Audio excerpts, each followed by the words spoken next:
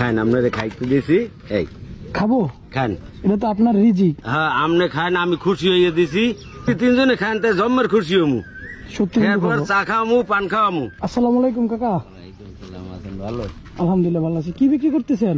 এই তো এই পেয়ারা কত করে বিক্রি করতেছেন? 20 টাকা 30 টাকা যে কাইটার খায়।